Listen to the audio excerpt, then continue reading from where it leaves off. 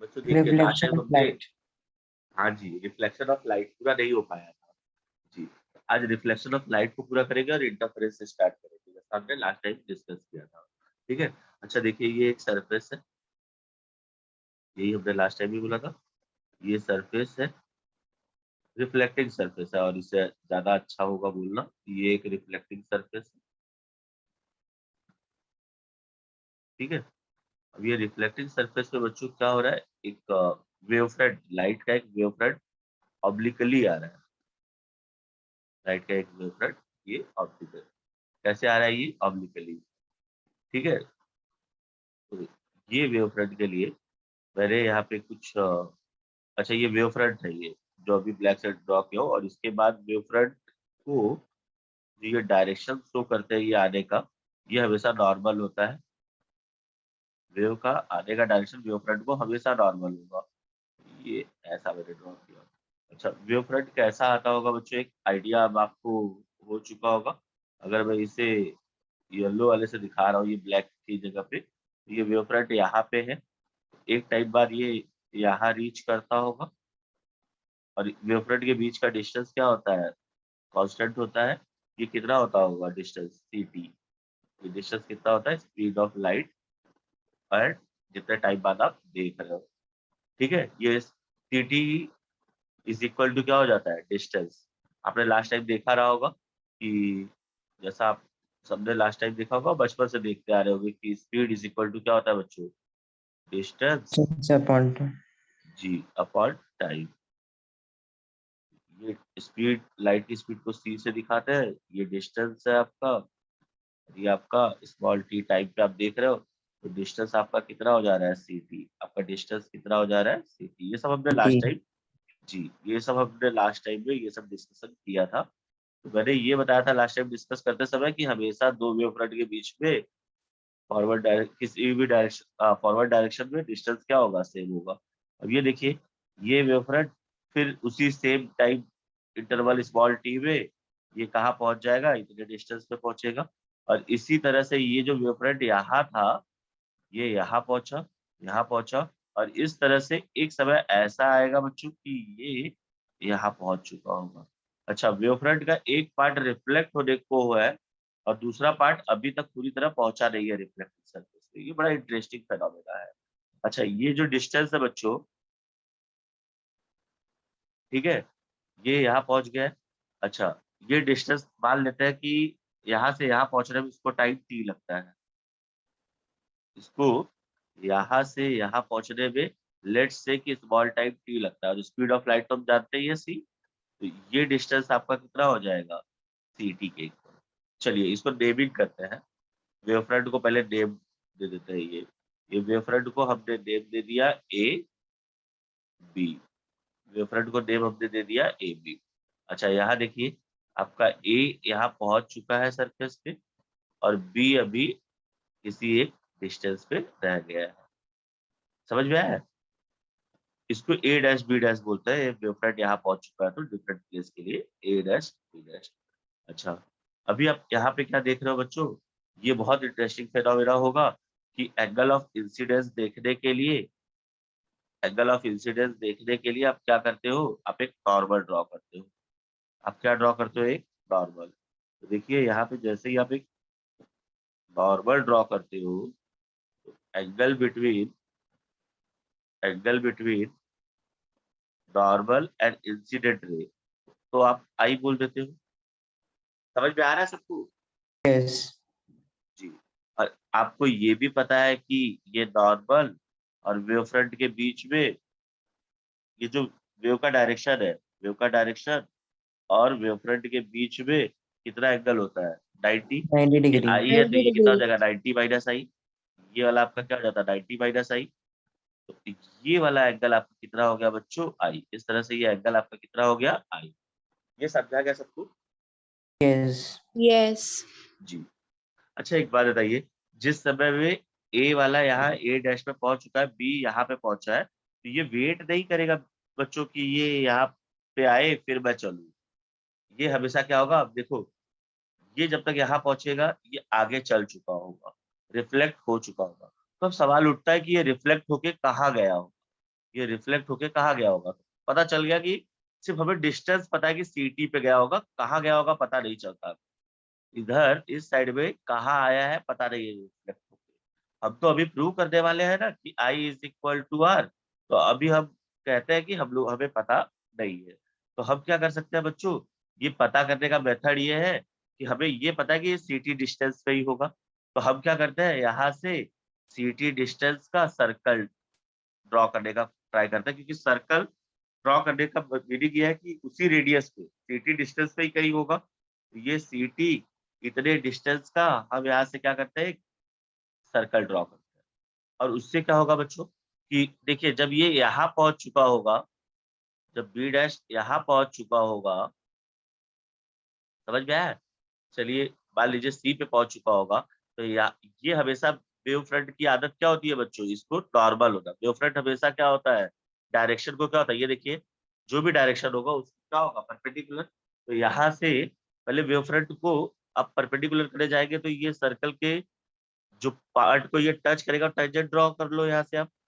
जैसे यहाँ से आप टेंजेंट ड्रॉ करते हो, यहाँ से आप एक टेंजेंट ड्रॉ करते हो, ये टेंजेंट मतलब एक पॉइंट पे टच करता है, जिस पॉइंट पे टच करता है बस उसी जगह से ये वेव आपका रिफ्लेक्ट होके निकला होगा। ये देखिए ये वापस कैसा जाएगा, इसका पाथ भी बड़ा इंटरेस्टिंग होने वाला है। चलिए हम इसको इस कलर से शो करते हैं। देखिए ये रिफ्लेक्ट होने के बाद ये इस तरह से ये आगे मूव करते हुए चले जाएंगे। समझ में आया बच्चों? Yes, sir. जी।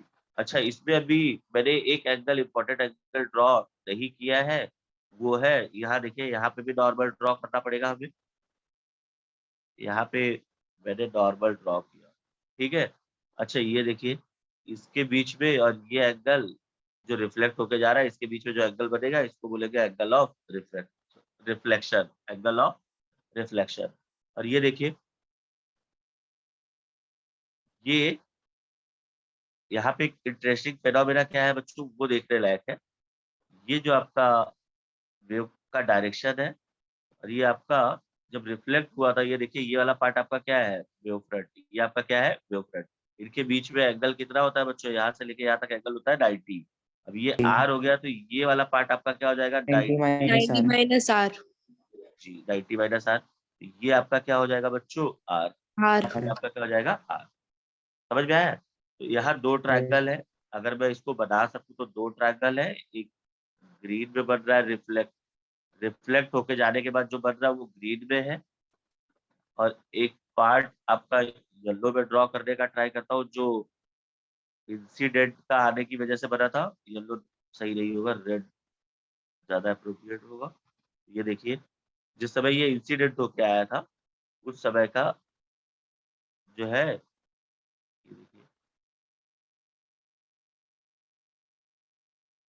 ठीक है। इसमें बच्चों देखो यहाँ दो ट्रायंगल बन गया। ये जो मैं रिफ्लेक्टेड वाले के को ड्रॉ करना चाहता था वो समथिंग आपका ऐसा था। इसमें आपका एंगल आई था, एंगल आई है ना इसमें। अच्छा बच्चों ये इसमें एक ये देख लीजिए, और रिफ्लेक्टेड वाले में ये वाला पार्ट, यहाँ एंगल कितना बनेगा, 90। वेव के डायरेक्शन और इसके बीच में एंगल कितना होता है, 90। ये कितना Degree. होगा, 90, क्योंकि ये वेव का प्रोपोगेशन का डायरेक्शन है और ये वेव फ्रंट है, हमेशा 90 बनेगा। और ये देखो ये समझ में आ रहा है आप लोगों को? Yes. जी। यहाँ देखिए बच्चों मैं क्या समझाना चाहता था आपको, मैं बताना चाहता था ये दोनों इस ट्रायंगल का, जो ग्रीन से मैंने ड्रॉ किया था, इस ट्रायंगल का ये एंगल 90 है और इसका भी एंगल क्या है, 90 है। समझ में आया? इससे समझ में आ गया दोनों राइट एंगल ट्रायंगल है।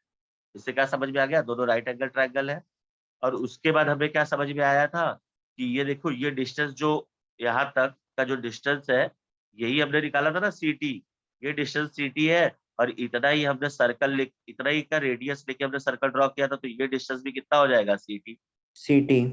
तो एक साइड दोनों ट्रायंगल के एक साइड भी क्या हो गया, एक साइड भी क्या हो गया, कॉन्ग्रुएंट हो गया है। और दोनों का हाइपोटेनस जैसा कि हम देख पा रहे हैं, ये AC जैसे दोनों का हाइपोटेनस जो देख पा रहे हैं ये क्या है, कॉन्ग्रुएंट, क्योंकि सेम है, हाइपोटेनस दोनों का सेम है। तो इससे हम क्या बोल सकते हैं बच्चों, अगर किसी राइट एंगल ट्रायंगल में उसका एक साइड और हाइपोटेनस को से कॉन्ग्रुएंट प्रूव कर दे दूसरे ट्रायंगल के करस्पॉन्डिंग हाइपोटेनस साइड से, तो दोनों ट्रायंगल क्या हो जाता है, कॉन्ग्रुएंट प्रूव हो जाता है। congruent. दोनों ट्रायंगल क्या हो जाता है, कॉन्ग्रुएंट प्रूव हो जाता है। कौन से थ्योरी से बच्चा, थ्योरम से? आप ऐसा बोल सकते थे, ये देखिए इसमें साइड है और ये एंगल भी है, ठीक है, तो ये हाइपोटेनस साइड थ्योरम एक आपने पढ़ा होगा, पढ़ा था कि नहीं आपने hypotenuse side theorem? Hypotenuse side test. जी, तो उससे आपका ये प्रूव हो जाता है कि ये दोनों क्या है, दोनों ट्रायंगल क्या है, कॉन्ग्रुएंट। तो इस ट्रायंगल का ये एंगल आई इस तरह से प्रूव हो जाएगा, इस एंगल के इस ट्रायंगल के इस एंगल आर के क्या हो जाएगा, इक्वल, क्योंकि कॉन्ग्रुएंट ट्रायंगल के करस्पॉन्डिंग एंगल्स क्या होते हैं, कॉन्ग्रुएंट। तो इससे हमारा ये जो रिफ्लेक्शन का बहुत बेसिक लॉ था कि I is equal to are, ये हमारा प्रूव होता है। समझ में आया क्या आप लोगों को? Yes, sir. Yes, sir. जी, तो अगर आपको न समझ में आया हो तो उसके लिए भी मैंने कुछ कर रखा है। तो उसके लिए हम देखते हैं कि ये टेक्स्ट बुक का है, आपको दिख पा रहा है आप लोगों को? Yes. तो बच्चों इसमें देखो, मैंने ये आई वाला कॉन्सेप्ट बता दिया है ऑलरेडी कि ये आई है ना, बताया था ना कि ये आपका ये एंगल आई है। तो ये जो आर और ए आया है ये आपका क्या है, वेव का डायरेक्शन है। और ए बी यहाँ पे क्या शो करता है, वेव फ्रंट। क्या शो कर रहा है, वेव फ्रंट। तो R A and A B के बीच में एंगल कितना होगा, 90 का। कितना एंगल 90. होगा, 90 का। तो ये आई हो गया है, तो ये वाला 90 माइनस आई होता तो ये आई हो गया है आपका। ये समझा क्या आपको? Yes. इसी तरह से बच्चों ये वाला पार्ट आपका नॉर्मल, यहाँ पे अगर नॉर्मल ड्रॉ करते तो एक आर हो जाता और बाकी का 90 माइनस आर हो जाता वहां से नॉर्मल से, तो ये आपका आर प्रूव हो जाता, जैसा कि मैंने हर बार आपको बताया है। समझा है आप लोगों को? तो यहाँ दो ट्रायंगल दिख रहा है आप लोगों को। एक ट्रायंगल है आपका ए ई सी।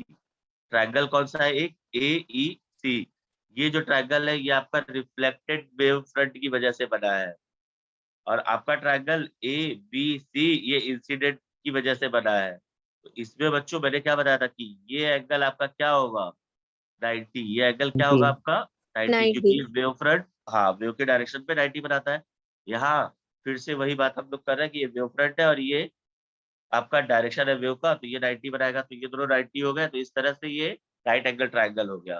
फिर इसमें से आपको बोला था जब तक ये बीसी यहाँ आएगा तब तक ये रिफ्लेक्ट होके कहाँ पहुंच चुका होगा, ए पे। ये सेम रेडियस लेके सीटी डिस्टेंस का हमने ड्रॉ किया था, तो हम बोल सकते हैं कि A is equal to B C is equal to C T. ठीक है, तो ये देखिए, ये बच्चों ए सी दोनों ट्रायंगल में कॉमन है, देख लीजिए। ए सी जो है दोनों ट्रायंगल में क्या है, कॉमन है। ए सी क्या है, दोनों ट्रायंगल में कॉमन है ना। Yes. जी, इस तरह से हम क्या प्रूव कर लेंगे कि ये triangle A E C reflected की वजह से बना ट्रायंगल, इंसिडेंट की वजह से बने ट्रायंगल ए बी सी के क्या होगा, कॉन्ग्रुएंट हाइपोटेनस साइड थ्योरम से। और इसके बाद हम बोल सकते हैं जब ये दोनों ट्रायंगल कॉन्ग्रुएंट हो गए तो उसके करस्पॉन्डिंग एंगल, दैट इज ये एंगल आई, इस एंगल आई को क्या बोलेंगे, बी ए सी, इसके कॉन्ग्रुएंट हो जाएगा ई सी ए के। समझ में आया? Yes. जी, ये आपका इस तरह से रिफ्लेक्शन का कॉन्सेप्ट आपका जो है ये पूरा होता है। आप लोगों को समझ में आया क्या? Yes, sir. Sir. तो इसमें कुछ रिफ्लेक्शन में मुझे क्या प्रूव करना था बच्चों, रिफ्लेक्शन में मुझे प्रूव क्या करना था, I is equal to I 1. equal to R.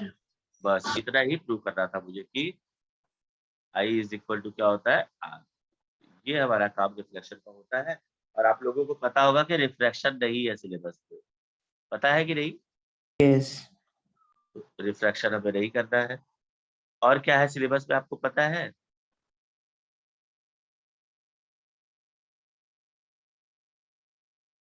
देखिए बच्चों, रिफ्रैक्शन नहीं है, ठीक है, और आपका पोलराइजेशन नहीं है। अब इसके बाद आपका इंटरफेरेंस ही स्टार्ट होगा, ठीक है। समझा है आप लोगों को? इंटरफेरेंस लास्ट टाइम कुछ दिखाने का ट्राई किया था, समझ में आया था आप लोगों को? रिपीट करना हो फिर से इंटरफेरेंस का। जी, मैं शुरू करूंगा वापस से। मैंने पहले भी बोला था कि एक आइडिया दे रहा था आपको स्टार्ट में, वो वापस से स्टार्ट ही होगा, ठीक है। बिना स्टार्ट किए तो अच्छे से समझ में नहीं आएगा। अच्छा, इंटरफेरेंस के पहले एक क्वेश्चन आपसे पूछ रहा हूँ कि अगर स्टिल पॉन्ड में, अगर स्टिल पॉन्ड में हम एक स्टोन ड्रॉप करें तो क्या होगा?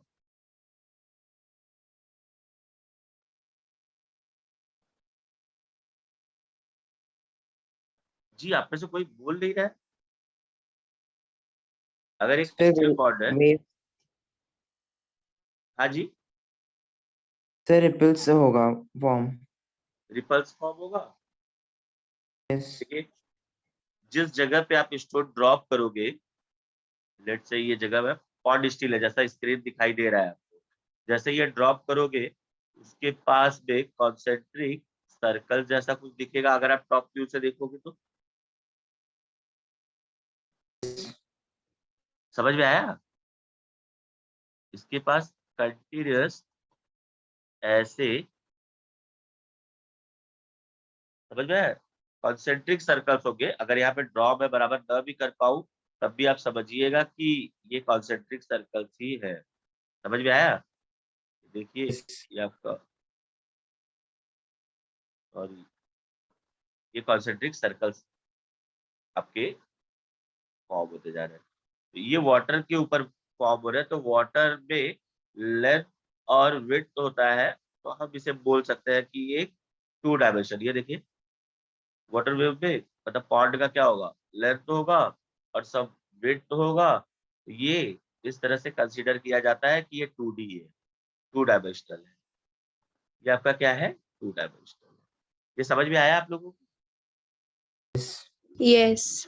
तो ये जो डार्क मैंने ये ब्लैक से ड्रॉ किया है, सर्कल जो भी ड्रॉ करने का ट्राई किया है, ये जो डार्क वाला पार्ट है, अगर आप साइड से कहीं देखते हो, आप समझ जाइए यहाँ पे हो और आप इसे ऑब्जर्व करते हो, ठीक है। आप ऐसे देखते हो साइड से, ये समझ जाइए आप इसे साइड से देखते हो। तो जो टॉप व्यू में आपको ऐसा कॉन्सेंट्रिक सर्कल दिख रहा है, इस व्यू में, साइड व्यू में आप पॉइंट के किसी एक साइड में हो, ये आपको यहाँ से कैसा आता दिखेगा? देखिए, इसके लिए कैसा आता दिखेगा अगर ये जो साइड पे है, तो इस पर्सन को ऐसा अपीयर होगा कि ये वेव यहाँ से स्टार्ट होकर, देखिए इसके साइड में, ये देखिए यहाँ क्रेस्ट फॉर्म होगा, ठीक है, क्रस्ट, ये, फिर बीच में ट्रफ, फिर क्रस्ट, ट्रफ, क्रस्ट। समझ में आया है? ऐसा फॉर्म होता हुआ इसको, ऐसे वेव बनते हुए, समझ में आया ना आप लोगों को? वेव बनता हुआ यस। इसको नजर आएगा। तो यहाँ से ऐसे ही इसको लगेगा। ये कौन सा वेव है बच्चों?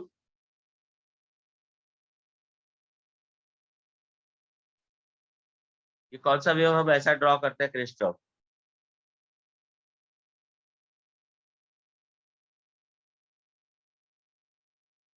अच्छा, ये बताइए, अब वेव नेचर में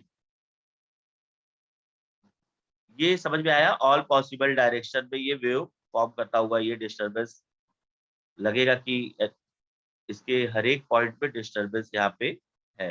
अच्छा, वेव आप लोगों से पूछा तो आप लोग कुछ, आप लोगों ने बोला ही नहीं, तो फिर से पूछ रहा हूँ, आप लोगों को पता है कितने टाइप के वेव्स होते हैं? Yes sir. Yes, sir. पता है कौन कौन से टाइप के होते हैं जी? Mechanical wave, electromagnetic wave. जी, तो ये लाइट आपका इलेक्ट्रोमैग्नेटिक वेव है। स्टार्टिंग में यस। देखिए, बहुत पहले से ही बताते आ रहा हूँ, मैकेनिकल वेव दो टाइप का होता है, बताया था। तो दो Transverse टाइप, wave, जी longitude. जी, तो देखिए एक में क्या बनता है, जब हम साउंड वेव में देखते हैं तो क्या बनता था कि मीडियम के पार्टिकल पहले सब इक्वल डिस्टेंस पे रहते थे, इक्विलिब्रियम पे रहते थे। लेकिन जैसे ही हम बोलते हैं, आप बोलते समय अपने माउथ के पास में अपना हाथ रखिए आप लोग, तो आप फील करोगे कि कुछ प्रेशर पड़ता है। तो जिस समय हम बोलते हैं तो समझ जाइए यहाँ के पार्टिकल क्लोज आ रहे हैं, ये स्प्रिंग जैसे है सब, मॉलिक्यूल्स एक दूसरे से, इनके बीच में मॉलिक्यूलर फोर्स होता है, ठीक है। तो ये जैसे ही हम बोलते हैं तो कुछ पार्टिकल्स क्या होते हैं, एक दूसरे के क्लोज आ जाते हैं बहुत। इसको हम बोलते थे, क्या बोलते थे इसको, कंप्रेशन ना। Equations, और कुछ जगह मीडियम के पार्टिकल, जब यहाँ के पार्टिकल उधर चले गए rarefactions. तो इधर वाले में Rarefaction. ज्यादा दूर हो जाएगा, तो ये रेयर फ्रैक्शन। इस तरह से जो आगे प्रोपागेट करता था वेव, इस वेव को हम क्या बोलते थे, लॉन्जिट्यूडनल, क्या बोलते थे इसको।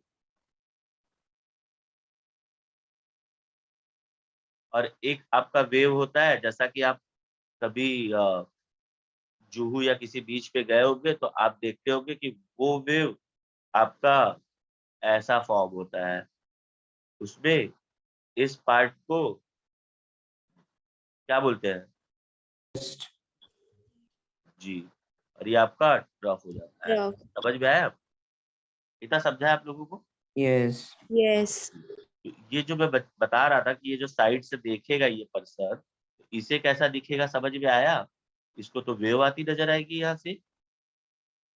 yes, अगर कोई बच्चा समझ जाओ, पॉन्ड के किसी फ्लोर, उसके घर के पास में पॉन्ड है, ठीक है, उसने अपने यहाँ से स्टोन फेंका ऊपर से, ठीक है, स्टोन फेंका, तो ऊपर बैठे हुए लोगों को, अगर कोई उसके साथ और बैठे होंगे ऑब्जर्वर, तो उनको तो ये कॉन्सेंट्रिक सर्कल्स बनता हुआ दिखेगा। समझ में आया। और ये वेव, इधर देखिए, ये जो बच्चों कॉन्सेंट्रिक सर्कल्स ये बन रहे हैं, ये वेव फ्रंट है। ये क्या है बच्चों, वेव फ्रंट है।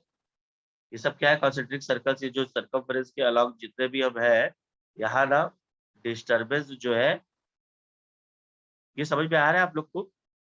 sir. Yes, sir. जैसे समझ जाइए, आपने स्टोन यहाँ पे फेंका है, ये आपने स्टोन यहाँ पे फेंका है, इसके पास में जो हम ऐसा ड्रॉ करते हैं, ये ड्रॉ करते हैं या ऐसा दिखाई देने का रीजन ये है बच्चों, ऐसा कॉन्सेंट्रिक सर्कल दिखाई देने का रीजन ये है कि यहाँ के ये मीडियम में, मतलब ये मैं मैकेनिकल वेव के बारे में बता रहा हूँ, लाइट को बताऊंगा तो इलेक्ट्रोमैग्नेटिक वेव बताऊंगा। इसके सारे पार्टिकल, यहाँ के जितने भी सारे पार्टिकल है, सब क्या है, सेम फेज में है। ये सब बताया हूँ बच्चों मैंने, ये सब बताया था ना, Yes, यहाँ के जितने भी yes, sir. पार्टिकल्स होंगे, सबके सब क्या होंगे, सेम फेज में। समझ में आया Yes, Yes. जी, सभी सेम फेज में है, इसलिए ये ऐसे अपीयर होते हैं। तो ये जितने भी सारे सेम फेज वाले हैं, इनका हम जब लोकस ड्रॉ करते हैं तो उसी को हम क्या बोलते हैं, वेवफ्रंट बोलते हैं ना बच्चों। sir. जी, सेम टाइम पे जितने भी सेम फेज में है, देखो यहाँ से सेम टाइम बाद, जैसे टी, स्मॉल टाइम टी के बाद हर एक डायरेक्शन में मैंने देखा, जो भी पार्टिकल सेम फेज में थे, मतलब ये समझ जाइए सेम फेज में कौन होंगे, इक्वल डिस्टेंस वाले, मतलब सीटी, अगर टी टाइम पे देख रहे हैं, स्मॉल टी टाइम पे देख रहे हैं, तो सीटी डिस्टेंस में जितना भी यहाँ से रेडियस ड्रॉ कर सकते हो, ये सारे पार्टिकल जो भी सर्कमफेरेंस के अलाउंग अब जो मिलेंगे, ये सभी क्या है, सेम फेज में है। यहाँ के सारे पार्टिकल्स कैसे हैं, सेम फेज में।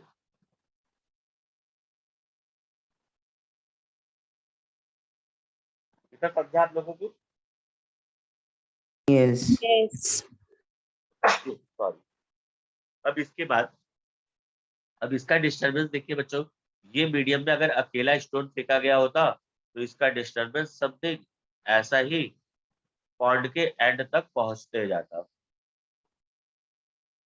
ये एक अकेले की वजह से है, एक अकेले के डिस्टरबेंस की वजह से है, ठीक है। अच्छा, इस केस की जगह क्या होगा, अगर अगर बच्चों दो लोगों ने एक टाइम पे ही दो अलग अलग स्टोन, अपना अपना स्टोन उन्होंने फेंका है, जैसे एक पर्सन ने, या आप भी दो स्टोन एक साथ फेंकते हो, दो अलग अलग पॉइंट पे, तो क्या होगा, ये ये अपना डिस्टरबेंस स्टार्ट करेगा, इसकी वजह से इसके रिपल्स फॉर्म होंगे। समझ में आया बच्चों। yes,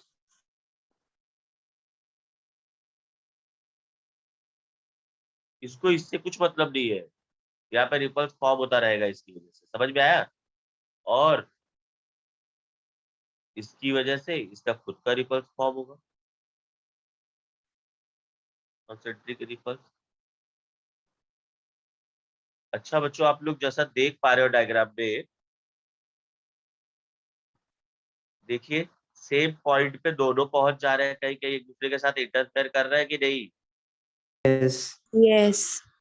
बस इसी ही हमें स्टडी करना है, ये जहां पे एक साथ पहुंचते हैं, समझ में आया? जिन पॉइंट पे स्पेस के ये एक साथ पहुंचते हैं, वहां पे क्या होता होगा, यही तो हमें स्टडी करना है। इसी फेनोमेना को इंटरफेरेंस नेम दिया गया है। जब देखो एक साथ पहुंचेंगे तो क्या होगा बच्चों, यहाँ अगर मैं इसे, ये जो डार्क लाइन्स बना रहा हूँ, जो लाइन्स मैं ड्रॉ कर रहा हूँ, तो ये दिख रहा है, जैसे देखो ये पॉइंट्स दिख रहा है बच्चों, ये वाला पॉइंट दिख रहा है आपको, यहाँ देखो Yes. दोनों के क्रस्ट मिल रहे हैं, समझ में आया? यहाँ भी दोनों के क्या मिल रहा है, क्रस्ट मिल रहा है। ऐसे ही कुछ जहाँ पे ये इंटरफेयर हो रहा है, तो देखते हैं कि दोनों कैसे मिल रहे हैं। क्रस्ट मिलने का मतलब क्या है बच्चों?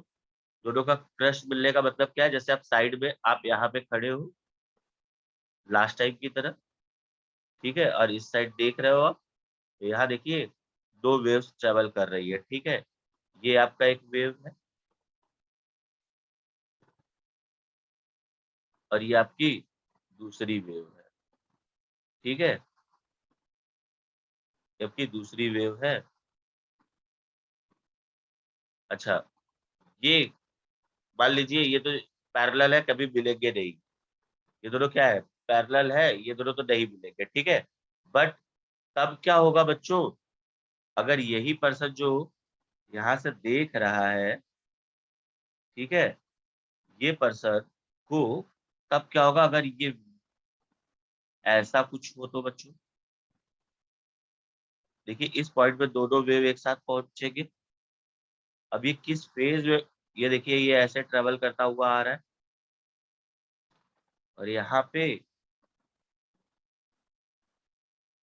देखो ये इसका भी क्रेस्ट पहुंचा है और इसका क्या पहुंचा है बच्चों, ट्रफ ना। Rough. तो अब ये हमेशा ऐसा ही केस नहीं हो सकता है। केस क्या हो सकता है बच्चों, यहाँ मैं देखो समझाना चाहता हूँ। अगर मान लीजिए किसी पॉइंट में दोनों के क्रस्ट पहुंचे हो, ठीक है, मतलब ये जिस फेज में है उसी फेज में ये भी है। अगर ये दोनों एक साथ पहुंचे हो और दोनों के ट्रफ पहुंचने का मतलब फिर भी दोनों सेम फेज में है, ये समझ में आया? ये देखिए बच्चों, जैसे मान लीजिए किसी पॉइंट पे ये दोनों सेम फेज में पहुंच रहे हैं, मतलब क्रेस्ट क्रेस्ट से मिल रहा है और ट्रफ ट्रफ से मिल रहा है। ये समझ में आया आप लोगों को? इसका yes, जो रिजल्टेंट होगा ये सेम फेज में मिल रहा है, तब हम कह सकते हैं कि ये सेम फेज में मिल रहा है। तब हम क्या कह सकते हैं कि ये सेम फेज Same. में है। जी। और कब कह सकते हैं कि सेम फेज में है? जब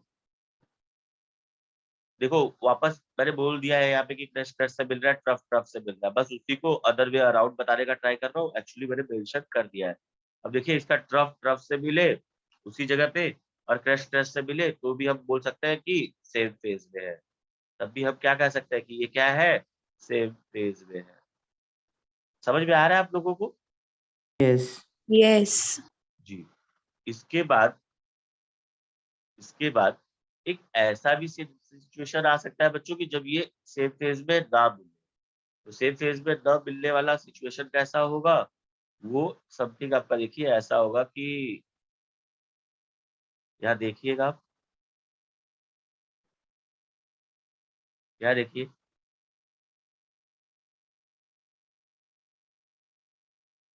ये देखिए, जब इसका क्रस्ट रह रहा है तो इसका क्या रह रहा है, ट्रफ। oh, जब इसका ट्रफ रह रहा है तो इसका क्रस्ट। समझ में आया बच्चों? yes, Yes. ऐसा दिख रहा है ना आप लोगों को, ये दोनों हमेशा कैसे मिल रहे हैं, अपोजिट फेज में। तो इसको बोलते हैं आउट ऑफ फेज। क्या बोलते हैं इसको? out of phase, Out of phase. जी। समझ में आया? ये मतलब क्या सिचुएशन हो सकता है बच्चों, कि जब इंटरफेरेंस होता होगा, मतलब दो, इंटरफेरेंस क्या होता है समझ में आया आप लोग को? किसी भी पॉइंट पे, मीडियम के किसी भी पॉइंट पे दो वेव का पहुंचना। समझ में आया? yes, जी। तो मैं आप लोगों को एक डायग्राम दिखाना चाहता था, एक वीडियो दिखाना चाहता था, जो थोड़ा बहुत आपके मतलब इंटरफेरेंस को अच्छे से समझा सके। अच्छा, ये बच्चों जो दिखाने वाला हूँ ये वीडियो आपको, ये देखिए, एक बॉल की वजह से ये डिस्टरबेंस है। आपके स्क्रीन पे दिखाई दे रहा है एक बॉल की वजह से डिस्टरबेंस कैसा कॉन्सेंट्रिक सर्कल्स बना हुआ है? yes, Yes. जी। अब उसके पास में देखोगे ध्यान से तो एक दूसरा बॉल भी अब उसने डिस्टर्ब करना, उससे भी डिस्टर्ब करना चालू किया है। ठीक है? अब दोनों की वजह से देखो साइड से अगर आप देखते हैं तो ये क्रेस्ट रफ जैसा आता हुआ दिखेगा। ठीक है? अब देखिए दोनों के पॉइंट, दोनों एक दूसरे एक ही पॉइंट पे दोनों की वजह से वेव पहुंच रहा है ना? दोनों की वजह yes, से वेव फ्रंट पहुंच रहा है कि नहीं? sir, ये समझा क्या आप लोगों को? yes, sir, ये मैं आप लोगों समझा, को फिर से दिखाता हूँ। ये देखिए दोनों के पहुंचने के बाद क्या हो जाएगा बच्चों? ये डायग्राम क्या, ये देखिए, ये रियल वीडियो है। समझ में आया? ये एनिमेटेड नहीं है। तो यहाँ पे आप देख पा रहे हो बच्चों कि कुछ जगहों पे देखो, यहाँ पे तो कुछ तो, ये समझा आप लोगों को? yes, sir, समझा, जी। तो यहाँ देखिए जहाँ पे भी ये सेम पेज पे मिल रहा है, ये जो ऐसा वाला पार्ट आपको दिख नहीं रहा है, ये जो लग रहा है कि सर्कल वाला पार्ट जहाँ पे अभी भी मतलब दोनों सेम पेज में रहे होंगे वो दिख रहा है, और इसके एडजेसेंट में जो नहीं दिख पा रहा है वो आउट ऑफ फेज मिले होंगे। वो कैसे मिले होंगे ये लोग, इस इन पॉइंट्स पे कैसे मिले होंगे? Out of phase. समझ में आया? और जहाँ पे ये डार्क लाइन जैसा आपको जो दिख पा रहा है जो वाटर का है, ये आपका सेम फेज में मिले होंगे। देखिए ये सेम फेज में, जिसपे जिसपे उठा हुआ दिख रहा है ये कैसे मिले होंगे? कंस्ट्रक्टिव इंटरफेरेंस हुआ है यहाँ पे। समझ में आया? और इसके बीच में देखिए आप, समझ में आ रहा है आप लोगों को? yes, sir, जी। तो इसमें समझाना क्या चाहता था मैं आप लोगों को, ये इम्पोर्टेंट होगा।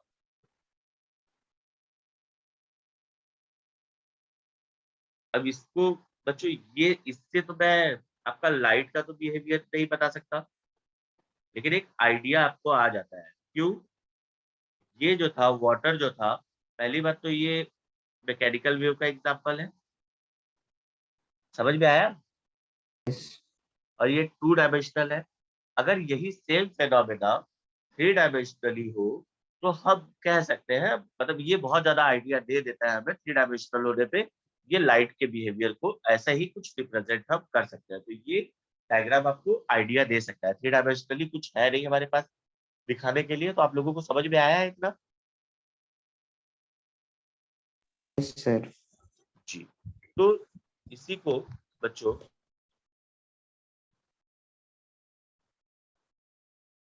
2 मिनट,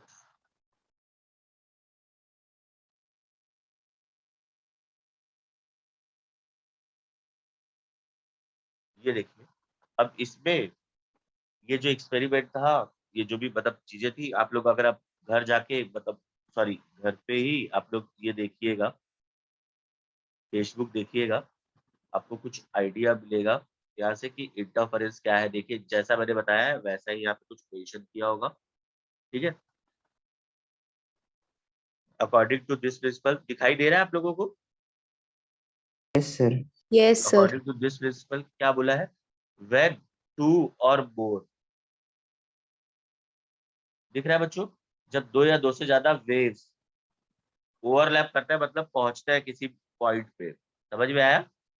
इनकी वजह से किसी देखो एट अ गिवन पॉइंट क्या होगा, ये कुछ सब होगा। मतलब ये कौन सा सब होता है बच्चों? वेक्टर सब होता है। ये हमेशा सब बोलना मतलब आपको लगता होगा कि ऐड होता है। जब मैं वेक्टर सब बोलूंगा तो सेम फेज में होंगे तो ऐड होगा, तब तो ऐड होगा। अगर अपोजिट फेज में होंगे तो क्या होगा?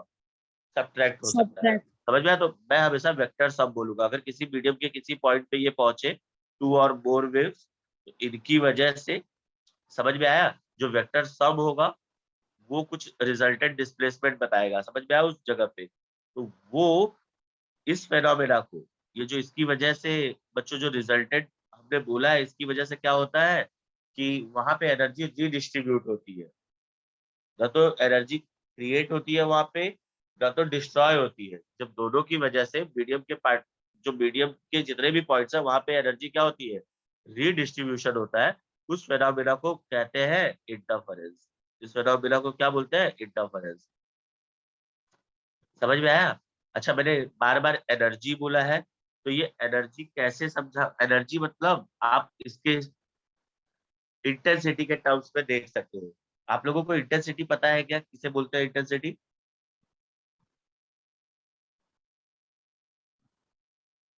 बच्चों, सर मतलब कितना वेव आ रहा है उसको इंटेंस, मतलब कितना इंटेंस है वो, स्ट्रेंथ। इंटेंस मतलब, मुझे मतलब इंटेंसिटी मतलब ऐसा नहीं है। इंटेंसिटी मतलब स्ट्रेंथ।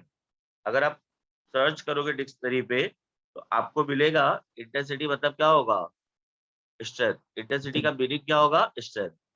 समझ में आया? तो इंटेंसिटी का मतलब होता है स्ट्रेंथ। अगर मैं इसे समझाना चाहूँ तो मैं ऐसे समझाऊंगा कि आप सुबह उठ के, सुबह या शाम को आप सन की तरफ देख सकते हो, देख सकते हो कि नहीं? और वही दोपहर के समय अगर सन की ओर देखने के लिए बोला जाए एक अच्छे समर डे में, तो प्रॉब्लम क्या होगा कि आप देख नहीं पाओगे। उस समय क्या होता है, लाइट बहुत ज्यादा इंटेंस होती है। ये समझ में आया? यस सर, हाँ। Yes, sir. इस तरह से इंटेंसिटी मतलब स्ट्रेंथ को हम डिफाइन करते हैं। तो बच्चों, इसमें ये पार्ट जैसा कि आप देख पा रहे हो, देखो दो लाइट के सोर्स है। जैसे हमने दो डिस्टरबेंस का सोर्स लिया था पॉइंट में, लाइट के दो सोर्स ले, तो इससे अगर लाइट का फाइनाइट डिस्टेंस होता है तो कौन सा वेव फ्रंट बनता था बच्चों? पॉइंट सोर्स फाइनाइट डिस्टेंस, कौन सा वेव फ्रंट बनता था? स्फेरिकल।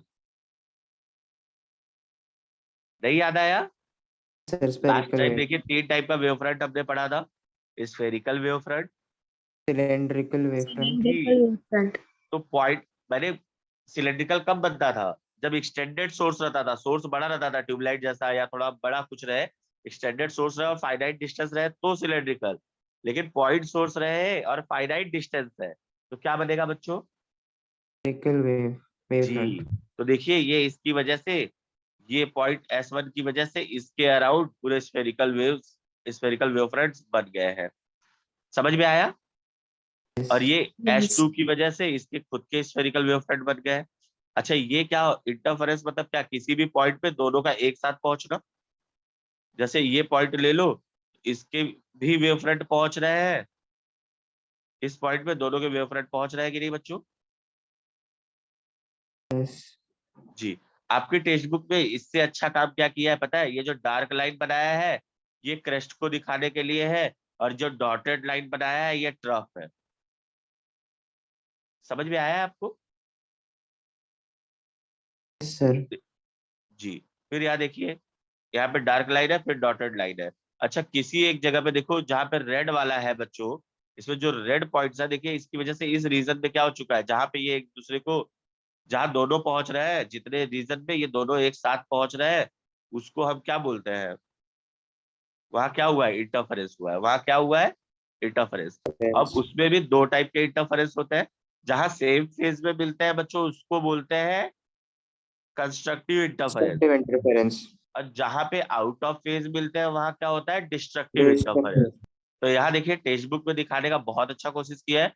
अगर आप कोई ब्लू वाला लाइन देख रहे हो तो यहाँ देखिए इसका भी डार्क, इसकी वजह से जो डार्क सर मतलब इस स्फेरिकल वेव फ्रंट बना है, दोनों के डार्क वाले मिल रहा है, मतलब दोनों के क्या मिल रहा है, क्रस्ट, मतलब दोनों के सेम फेज में मिल रहा है। तो ये कौन सा, ये जो ब्लू वाला है ये कौन सा रिप्रेजेंट कर रहा है बच्चों? Constructive interference. Constructive interference. और ये रेड वाले के समय देखो बच्चों, रेड वाले पे क्या दिखा रहा है यहाँ पे? रेड वाले में देखो एक का तो डार्क है, दूसरे का क्या है, डॉटेड है, मतलब एक का का क्रस्ट, क्रस्ट, एक का ट्रफ। दूसरे का ट्रफ पे मिल रहा है। तो जहां पे क्रस्ट ट्रफ को जिस भी मीडियम के पॉइंट पे मिले वहां क्या होगा, डिस्ट्रक्टिव इंटरफेरेंस। कौन सा इंटरफेरेंस होगा बच्चों? Destructive interference. Destructive interference. तो आप ये बताइए, ये सोर्स नहीं, आपने वाटर वेव में ऐसा ही कुछ देखा ना, यस देखा था ना? तो वहां पे भी देखिए ऐसा ही हो रहा था। कुछ जगहों पे वाटर के कुछ मतलब उठे हुए पार्ट आपको मतलब लग रहा था सरफेस से, जो एकदम विजिबल थे, और जो नहीं विजिबल थे बीच में समझ में आया? जो पार्ट एकदम डाउन साइड थे वो आप बोल सकते थे डिस्ट्रक्टिव इंटरफेरेंस की वजह से होगा, और जो पार्ट बीच में सर्कल्स के छोटे छोटे कटे हुए पार्ट जो दिख रहे थे जैसा दिखाया था मैंने वीडियो में, वो आपका कंस्ट्रक्टिव इंटरफेरेंस का प्रूफ है। और जो नहीं दिख पा रहे थे उसके पास में जो पार्ट सॉल्व मतलब थोड़ा सॉलो हो चुका था, वो पार्ट आपका था डिस्ट्रक्टिव इंटरफेरेंस। समझा क्या आपको? आप लोगों को समझ में आया है? Yes, sir. जी। तो अब इसमें समझ क्या सकते हैं, देखिए बेटर हम और क्या समझ सकते हैं बच्चों।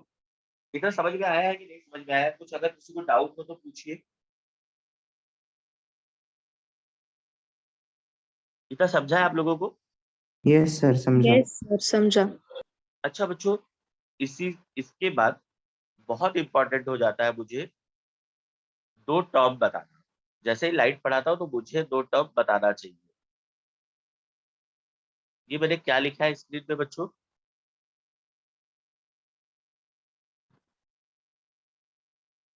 आपकी स्क्रीन पे कुछ दिखाई दे रहा है, कुछ लिखा हुआ? Sir mono. जी, मैं वही देखना चाहता था कि ये काम कर रहा है कि नहीं। एक्चुअली मोनो मतलब क्या होता है बच्चों? सिंगल।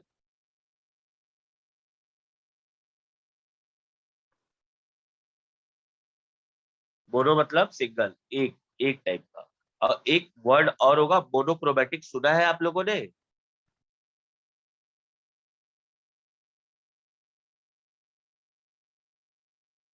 ये सुना है बच्चों? मोनोक्रोमैटिक। क्रोमैटिक मतलब ये क्रोमैटिक कलर के लिए कहा जाता है बच्चों, तो क्रोमैटिक वहीं से आया है। ये आप कलर के लिए समझ सकते हो, तो सिंगल कलर। मोनोक्रोमैटिक कहीं पे आया तो इसका मीनिंग समझना कि सिंगल कलर।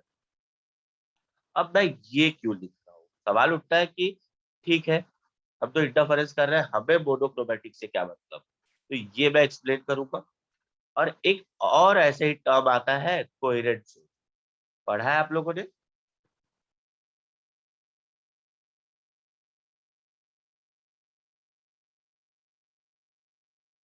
कोहेरेंट सोर्स पढ़ा है बच्चों? Yes sir. तो देखिए ये दोनों बहुत इंपॉर्टेंट टर्म है।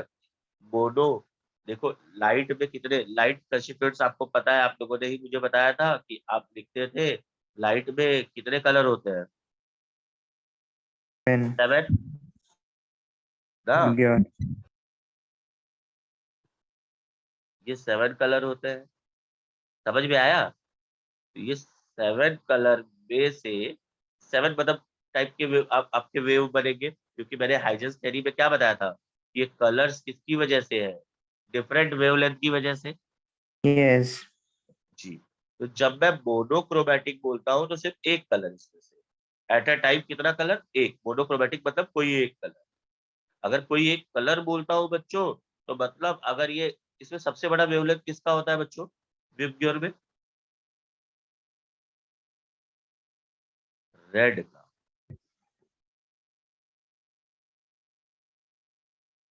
रेड का वेवलेंथ क्या होता है? सबसे बड़ा होता है।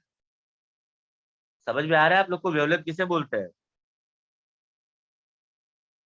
एक क्रेस्ट और उसके एडजेसेंट ट्रफ, इतने डिस्टेंस को आप क्या बोलोगे? वेवलेंथ। वेवलेंथ। दिखाते किससे थे? लैम्बडा से। लैम्बडा। और ये देखो इसका वेवलेंथ बच्चों ऑरेंज का, अब ये डिक्रीज होता जाएगा, जैसे जैसे ऊपर जाएंगे डिक्रीज होता जाएगा। समझ में आया? तो जब भी मैं मोनोक्रोमैटिक लाइट बोलता हूँ, अगर मैं कहीं पे लिखते समय या बोलते समय मैं लिखता हूँ मोनोक्रोमैटिक, समझ में आया? मैं बोलता हूँ मोनोक्रोमैटिक तो आप समझ जाना सिंगल वेवलेंथ वाला। समझ में आया? यस। Yes, sir. अगर पॉली बोलता हूँ तो मोर देन वन वेवलेंथ। समझ में आया? Yes. जी। अब ठीक है, अब आप लोग सोच रहे होंगे कि चलिए ठीक है आपने ये मोनोक्रोमैटिक बता दिया, ठीक है, इसका यूज है बच्चों इंटरफेरेंस में, ये मैं बताऊंगा। अब ये कोहेरेंट सोर्स क्या है फिर? मोनो तो समझ में आ गया कि मोनो मतलब सिंगल, क्रोमैटिक मतलब कलर, तो सिंगल कलर वाले के लिए हम समझ गए। अब ये कोहेरेंट से क्या मतलब होता है? कोहेरेंट सोर्स भी ऊपर से कोहेरेंट ही नहीं पता था, सोर्स भी लिख दिया है आपने, तो ऐसा सोच रहे होगे आप। तो ये कोहेरेंट मतलब क्या होगा बच्चों कि सेम फेज डिफरेंस वाले। मतलब ऐसा समझ जाओ कि जितना दूर भी ये सेम फेज में रहे और इनके बीच में जब दो वेव आगे भी जा रहे हैं तो इनके बीच में फेज डिफरेंस को क्या कर सके, ये फेज डिफरेंस को क्या रखे, कांस्टेंट। फेज डिफरेंस को क्या रखे, कांस्टेंट। फेज डिफरेंस को ये क्या मेंटेन कर सके, कांस्टेंट। फेज को क्या कर सके, फेज डिफरेंस को ये कैसा रख पाता है, अगर कोई दो लाइट के वेव्स है आपके, अगर ये कहीं ट्रेवल कर रहे हैं एक साथ, किसी भी डायरेक्शन में अगर ये एक साथ ट्रेवल कर रहे हैं और इनके बीच में फेज डिफरेंस हमेशा कांस्टेंट रखना है, तो ये जरूरी होगा लाइट के केस में बच्चों। ये साउंड वेव में एक बार हो सकता था कि दो कोहेरेंट सोर्स अलग अलग लिए जा सकते थे, अगर ये दोनों को सेम फेज दिखाना कि ये हर जगह जैसे जैसे ये एक साथ आगे बढ़ रहे हैं, कहीं पे भी अगर मिलेंगे, कहीं भी किसी भी जगह अगर हम देखें तो इनका फेज क्या होगा, इनके फेज का जो स्टार्टिंग में जो डिफरेंस रहा होगा वही डिफरेंस हमेशा रहा होगा। ये इसे बोलते हैं फेज डिफरेंस कांस्टेंट रखना। और ये सिर्फ एक ही केस में पॉसिबल हो सकता है बच्चों, कोहेरेंट सोर्स होना चाहिए। और लाइट के केस में हम क्या बोलते हैं कि वो सोर्स भी क्या होना चाहिए, सेम। सोर्स भी क्या होना चाहिए, नहीं समझा आप लोग? हाँ ना बोल सकते हो बच्चों। नहीं, देखिए दो ही चीज हो सकता है, या तो समझ में आएगा या तो समझ में नहीं आएगा, ठीक है। लेकिन नहीं बोलोगे तो ये थोड़ा कॉम्प्लिकेशन को बढ़ाएगा, फिर डाउट में आता हूँ। फिर आप बता सकते हो समझ में आया क्या कुछ भी? सर वो सोर्स से कैसे आएगा, वो नहीं समझा। सोर्स मतलब जी, ये मेरा काम है। मैंने बस क्या बोला है, ये समझ में आया क्या, एक ही सोर्स से होना चाहिए। अगर ऐसा कुछ करना है कि दो अगर वेव्स है, दो लाइट वेव्स है, ज्यादा अच्छे से बोलूं, दो लाइट वेव्स को अगर सेम फेज में रखना है या उनके बीच का फेज डिफरेंस किसी भी पॉइंट पे आपको सेम पाना है, तो वो एक सोर्स से होगा। तो अब क्वेश्चन उठता है कि ये कैसे होगा, जैसा आपने पूछा है। तो देखिए, मान लीजिए कि एक स्लिट है। स्लिट कैसे फॉर्म होता है पता है? एक कार्ड पेपर लीजिए, उसके अंदर एक पिन से आप बहुत स्मॉल सा एक होल कर दीजिए। समझ में आया? Yes. तो यहाँ से, अच्छा, यहाँ पे बच्चों, और यहाँ पे आप समझ जाइए, बहुत दूर से कोई लाइट आया हो, प्लेन वेव फ्रंट बन गया हो। अच्छा, प्लेन वेव फ्रंट यहाँ पे अराइज कर गए। अच्छा, एक ही सोर्स से आ रहा है ना बच्चों ये। यहाँ पे जो डिस्टरबेंस पहुंचा, अब यहाँ से देखिए ये, अब ये सोर्स की तरफ खुद काम करने लगा, और ये फाइनाइट डिस्टेंस पे हो गया बच्चों, और पॉइंट सोर्स हो गया, क्योंकि हमने बहुत छोटा सा पिन किया है। तो यहाँ पे जो प्लेन वेव फ्रंट का पार्ट पहुंचा होगा, सेकेंडरी की तरह जो वर्क कर रहा होगा, सेकेंडरी वेवलेट की तरह, वो अपना कुछ ऐसा डिस्टरबेंस क्रिएट करना चालू किया। समझ में आ रहा है आप लोगों को? यस। और Yes. इसके आगे बच्चों, आपने एक और कार्ड पेपर रखा और इसमें दो स्लिट्स आपने डेवलप कर दिया। अच्छा बच्चों, ये स्लिट बहुत नैरो होना चाहिए। ये स्लिट जो है बहुत नैरो होना चाहिए। अगर नैरो नहीं होगा तो आप देख रहे हो कि ये जो प्लेन वेवफ्रंट आ रहे हैं, इसके कोई, इसका हर एक पॉइंट एक सोर्स की तरह काम करता है ना बच्चों। सेकेंडरी सोर्स ऐसा ही पढ़ा है ना आपने। यस। तो अगर ये ज्यादा इसका नैरो नहीं बना है, तो यहाँ पे क्या हो सकता है, एक से ज्यादा पॉइंट आ सकता है। और एक से ज्यादा पॉइंट आएगा तो ये जो एक वेवलेट बन रहा है, समझ में आया, उसकी जगह दोनों अपना काम चालू कर देंगे, तो यही इंटरफेरेंस जाएगा, तो खिचड़ी पक जाएगी, तो समझ में नहीं आएगा। इसलिए इसको हम बहुत नैरो रखने का ट्राई करते हैं। इसको क्या रखने का ट्राई करते हैं, बहुत नैरो। अब चलिए देखिए, पहले इसको पहुंचा लेते हैं, फिर देखते हैं। अब सिंगल सोर्स से कैसा आएगा आपका क्वेश्चन था। तो सिंगल सोर्स ही पीछे रखा हुआ था ना बच्चों। अब उससे देखो, ये एक सोर्स बन गया है सेकेंडरी सोर्स की तरफ। यहाँ पे वेव फ्रंट, ये थोड़ा सा डायग्राम रॉन्ग हो गया है, आप सही कंसीडर करिएगा। ऐसा पहुंचते समय एक समय ऐसा होगा ना बच्चों कि दोनों पे पहुंचेगा सेम टाइम पे। और यस। ये दोनों अब ये दोनों किसकी तरह काम करने लगेंगे, सेकेंडरी सोर्स की तरह। किसकी तरह काम करने लगेंगे, सेकेंडरी सोर्स की तरह। तो देखो, अब यहाँ पे जो प्रोड्यूस हो रहा है देखो। अच्छा बच्चों, एक बात बताइए, इसमें क्वेश्चन अब उठता है, ये जो दो सोर्स थे, सोर्स नंबर 1, सोर्स नंबर 2, ये दोनों तो इसी सोर्स से प्रोड्यूस हुए हैं ना बच्चों। यस। Yes. तो हम इन दोनों सोर्स को क्या कह सकते हैं? ये दोनों क्या है? Coherent source. थोड़ा मुझे लिखने इस पे अभी प्रैक्टिस नहीं हुआ है, लेकिन फिर भी समझ आ रहा है आप लोगों को? यस सर, समझा। Yes, sir. समझा. जी। तो कोहेरेंट सोर्स समझ में आया बच्चों? Yes. जी। मोनोक्रोमैटिक समझ में आया आप लोगों को? Yes, sir. मोनोक्रोमैटिक मतलब क्या होता है बच्चों? सिंगल कलर मतलब एक Single color. हाँ, सिंगल कलर मतलब सिंगल वेवलेंथ वाली बात हो रही है। सिंगल कलर कब होगा? सिंगल कलर कब होगा बच्चों? जब एक ही वेवलेंथ हो, सिंगल वेवलेंथ पर। समझ में आया? तो ये जितना भी इंटरफेरेंस का पैटर्न बच्चों, इंटरफेरेंस बच्चों दो टाइप का होता है। एक होता है सिंपल इंटरफेरेंस और एक होता है बहुत कॉम्प्लिकेटेड। अब जिसमें व्हाइट लाइट यूज कर लोगे बच्चों तो सारे कलर आ जाएंगे, मोनो नहीं आएगा। तब वो कैसा सोर्स होगा? पॉलीक्रोमैटिक होगा। कैसा होगा? वो पॉलीक्रोमैटिक सोर्स ऑफ लाइट है अगर सन लाइट को यूज करोगे तो।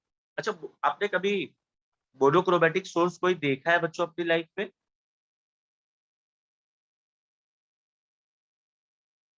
किसी मोनोक्रोमैटिक सोर्स ऑफ लाइट को देखा है आपने?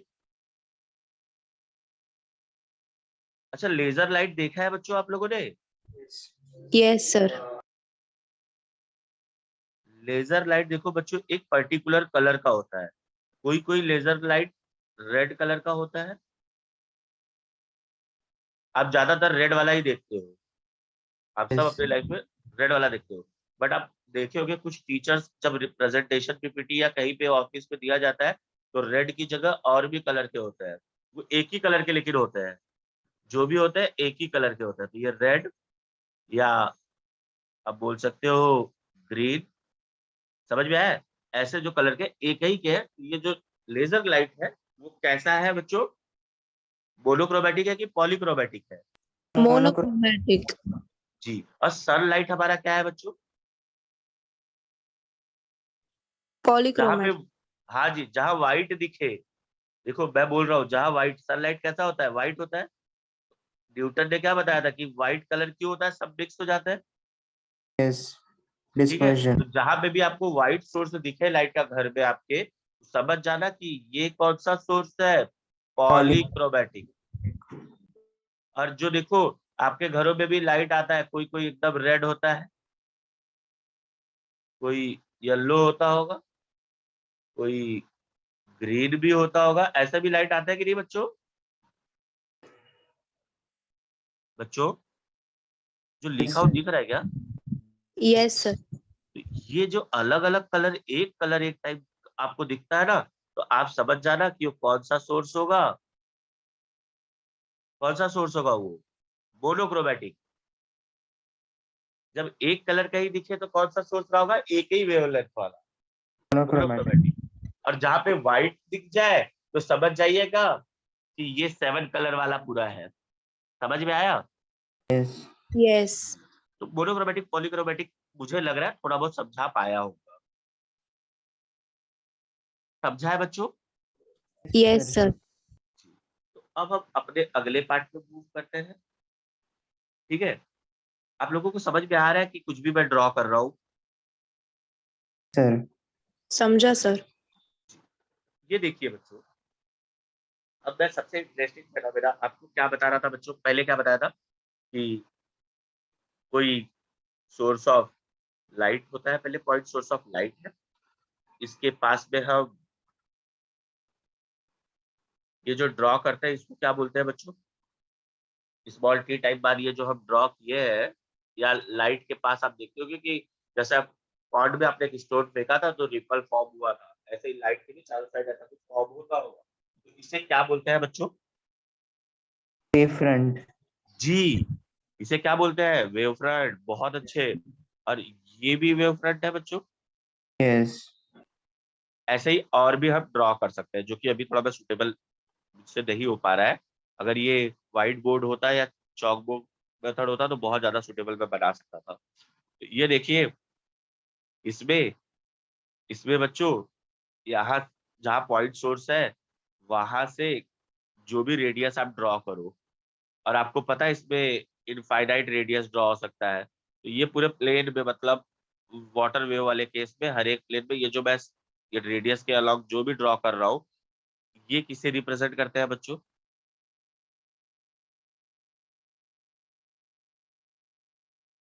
ये किसे रिप्रेजेंट करता है बच्चों? कोई तो बताओ। डायरेक्शन वेव का। हाँ, वेव के प्रोपागेशन का डायरेक्शन है बच्चों ये किसका यस डायरेक्शन है? वेव के प्रोपागेशन का। समझ में आया? यस तो ये सारे वेव के प्रोपागेशन के डायरेक्शन है। अच्छा, किसी गिवन डायरेक्शन में ही हम लेते हैं। जैसे बच्चों आप समझ जाओ कि एक छोटी सी एलईडी आप अपने कमरे को अंधेरा करके जलाते हो, तो उसकी लाइट सिर्फ ऐसा नहीं होता कि एरिया में फैलता है, सिर्फ लेंथ एंड विड्थ में। वहां पे क्या होता है? 3D में फैलता है। वो कैसा? जो लाइट है, जो भी लाइट आपने जो भी लाइट है आपका, ये आप ऐसे 3 डायमेंशनल लेस पे लिट करते हो, तो ये क्या होता है? ऐसे कमरे के अंदर हो आप, और इसके अंदर आप लाइट का सोर्स जैसे ही आप लिट करते हो, तो ये क्या हो जाता है? ये 3 डायमेंशन में हो जाता है बच्चों। समझ में आया? मैं स्फीयर तो ड्रॉ नहीं कर पाऊंगा, बट एक आइडिया इससे आपको दे सकता हूँ टोटल कि ये क्या हो जाता है। एक समझा है क्या आप लोगों को? Yes sir. तो Yes, sir. जी, तो ये जो वेवफ्रंट बन रहा है बच्चों, तो ये बताता है कि ऑल पॉसिबल डायरेक्शन में यहाँ पे स्फीयर को जो भी रेडियस ड्रॉ कर सकते हैं हम, वो हमारा क्या दिखाएगा? वेव के प्रोपागेशन का डायरेक्शन। वो हमारा क्या दिखाएगा? वेव के प्रोपागेशन का डायरेक्शन। समझा आप लोगों को? यस अब सवाल उठता है कि मैं इतने गंदे गंदे डायग्राम बना के आप लोगों को क्या समझाना चाहता हूँ, क्यों ये? तो क्वेश्चन है तो इसका आंसर भी होगा, कुछ तो सोचा होगा। तो यहाँ देखिए, आप देख सकते हो, जैसा कि मैंने आप लोगों को बताया था कि बच्चों सोर्स कैसा होना चाहिए? फाइनाइट। सोर्स कैसा? लाइट का सोर्स कैसा होना चाहिए अच्छा स्टडी इंटरफेरेंस पाने के लिए? कॉम्प्लेक्स वाला इंटरफेरेंस दो टाइप का था, एक यस आपका सिंपल इंटरफेरेंस था और एक कॉम्प्लेक्स हो जाता था।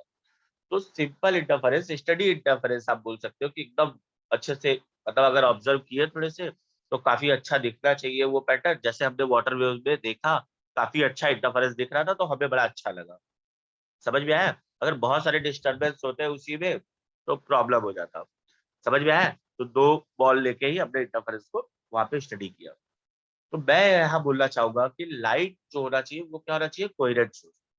लाइट का कैसा होना चाहिए बच्चों? Coherent source. अच्छा, और जब आप स्लिट ड्रॉ कर रहे थे बच्चों, ये यंग ने सबसे पहले ये एक्सपेरिमेंट करके दिखाया था बच्चों। ये वाला लाइट इंटेंशनल नहीं था, ये गलती से ड्रॉ हो गया। जब आप स्लिट ड्रॉ करते हो बच्चों, तो यंग ने भी ऐसा ही, एक साइंटिस्ट थे यंग, उन्होंने ऐसा पार्ट, एक स्लिट लिया। ये स्लिट को बहुत नैरो रखा। नैरो क्यों रखा होगा बच्चों? समझ में आया है?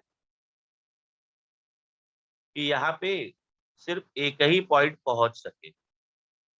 समझ में आया? Yes Yes. सिंपल रखने के लिए।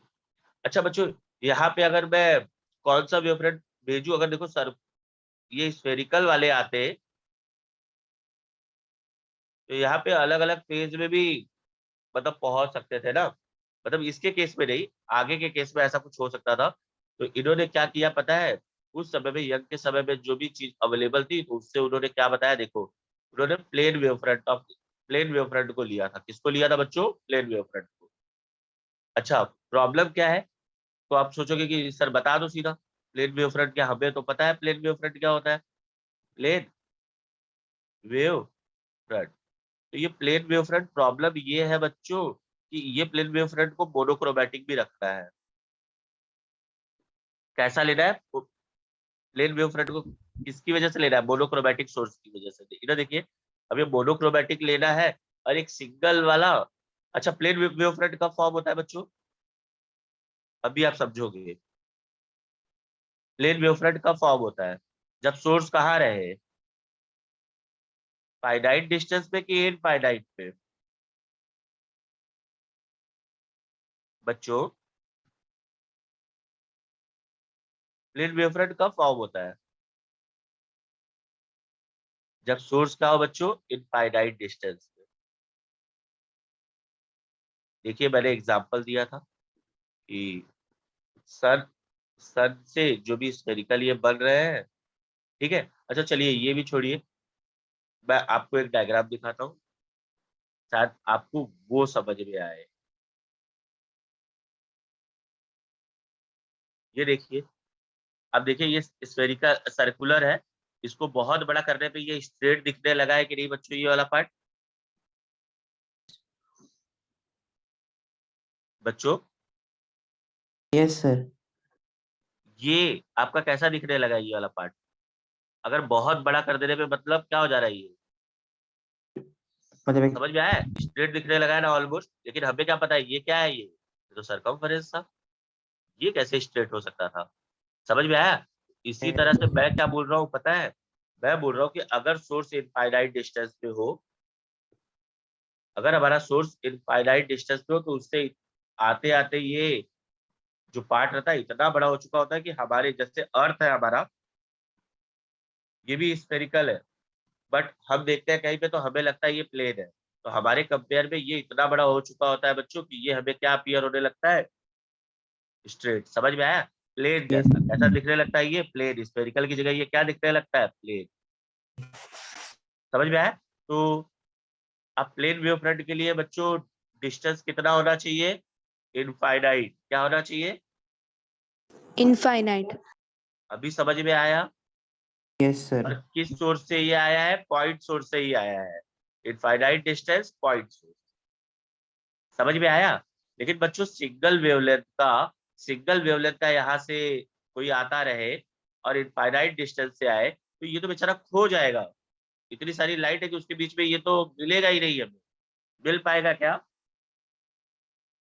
व्हाइट लाइट में बहुत सारे कलर है बच्चों ना, और उसमें सिग्नल का पहुंचना इनफाइनाइट डिस्टेंस से हम कैसे पाएंगे? हमें जहाँ पे एक्सपेरिमेंट करना है, मान लीजिए यंग ने ये जगह खाली रखा है और इनको इसमें चाहिए था सिंगल वेवलेंथ वाला।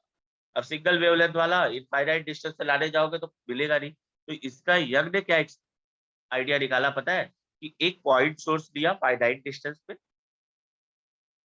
ठीक है, और इसके सामने बच्चों एक कौन ये कौन सा लेंस है आप लोग बताना चाहोगे?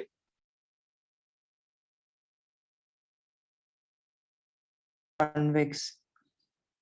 जी, इसमें आपने देखो बच्चों एक एक्सपेरिमेंट आपने किया होगा कि सर्टेन मतलब अच्छे बचपन बचपन में आप लोग, पता नहीं अब तो मोबाइल वाले टाइम आ चुका है, पहले बच्चे क्या करते थे, लेंस पाते थे तो बहुत खुश होते थे। तो ये सन से जो लाइट आती है, तो इसको क्या करते थे, लेंस पे इनफाइनाइट डिस्टेंस से ही आ रहा है ना, ये इनफाइनाइट डिस्टेंस वाले को यहाँ एक पेपर रखते थे, इसके फोकल लेंथ पे रखते थे, तो ये फोकल लेंथ पे क्या होता है, मिलता है, एक पॉइंट बन जाता है, बहुत छोटा पॉइंट, जहां पॉइंट बन जाता है वो पेपर क्या होने लगता था बच्चों, पेपर क्या होता था, जलने लगता था।